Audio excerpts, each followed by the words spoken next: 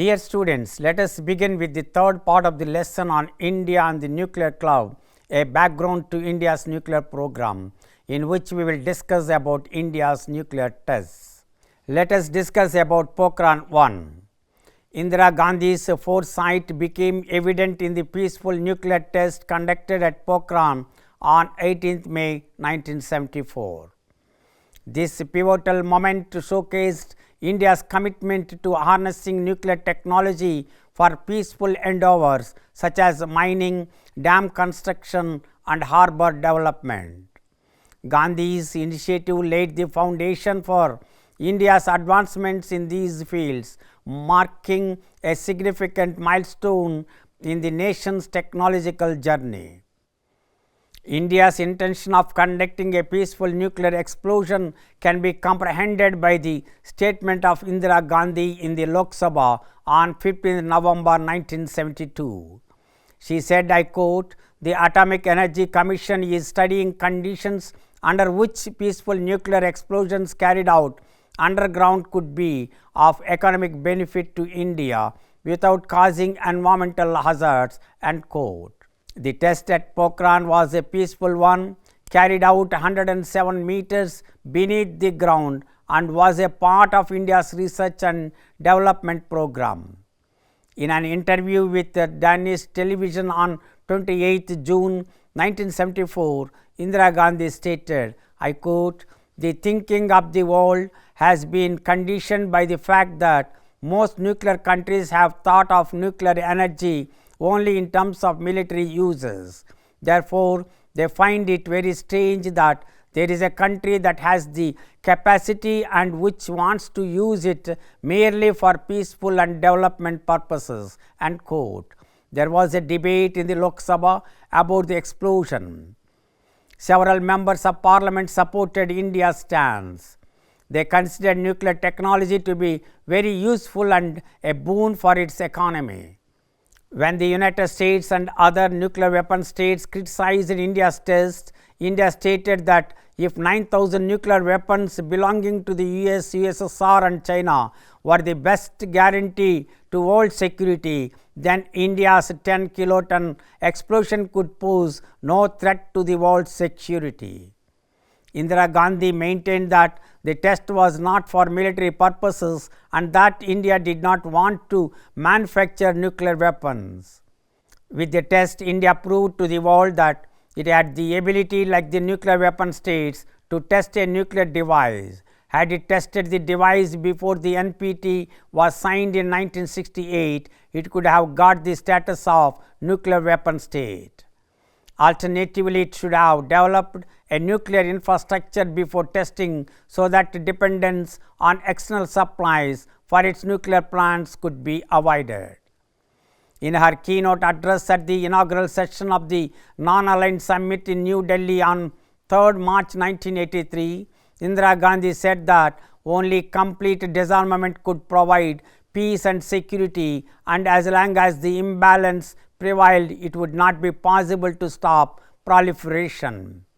India proposed that only the dismantling of nuclear weapons could be the answer to proliferation. Let us discuss about Pokhran 2. The Bharatiya Janata Party with its allies formed the NDA government in March 1998. The NDA government chose to conduct nuclear tests. Jaswant Singh, the then external minister, explained the government's aspirations. It is axiomatic that unless India gives some definition to its vital national interest, it will fail to even conceptualize its strategic frontiers. Therefore, a violation of any of those interests will unfortunately go entirely unchecked. In consequence, India's difficulties will be enhanced, future correctives will be made more difficult, and the country's national security will be adversely affected. This has been the root of India's past mistakes. This critical deficiency lies at the heart of its present immobility, both of thought and of action. After 24 years, India under the NDA government detonated nuclear tests on 11th and 13th May 1998. There are strategic factors that drove India to conduct nuclear tests. India is wary of China and its potential threat. Apart from the Chinese involvement in South Asia, India became uncomfortable with Chinese intentions for expanding its influence. Its strategic engagement with Myanmar, its intention to have control over the Spratly Islands, its naval expansion, its firing missiles against Taiwan, its influence in Southeast Asia. India felt that it could play a role in international affairs if it became a powerful or nuclear weapon state, as no one listens to a weak state and one can only influence from a position of power. It was evident to the world that Pakistan had the capability to engage in a nuclear test competition with India. The test in May ended the question of the continuation of ambiguity on the nuclear issue. The difference between Pokhran 1 and 2 was that the Indian government in 1974 maintained that the test was a peaceful explosion, whereas in 1998 they were not referenced to as peaceful tests, and hence India claimed nuclear weapon state status. India, though not party to the NPT, did not violate the rules. Let us summarize what we have discussed so far in this lesson. India's nuclear policy is guided by the disarmament approach to security. It has a strong desire to acquire nuclear capability, as this would compel the world to give it respect and prestige. It believes that real security is possible only through global disarmament and not by disarming non-nuclear nations. It wants to halt both vertical and horizontal nuclear proliferation. India rejected the NPT and CTBT because they are discriminatory.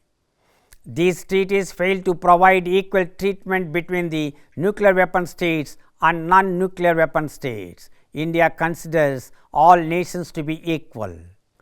It does not believe in dividing the states into nuclear haves and nuclear have-nots. Since the pursuit of global disarmament has become practically futile, India's nuclear policy has been confined only to South Asia. India's nuclear endeavors have been chiefly directed towards peaceful purposes, focusing on progress in sectors such as medicine, energy and agriculture. Nuclear energy holds a crucial place in India's energy portfolio, meeting the nation's increasing energy needs while also lessening its environmental carbon footprint.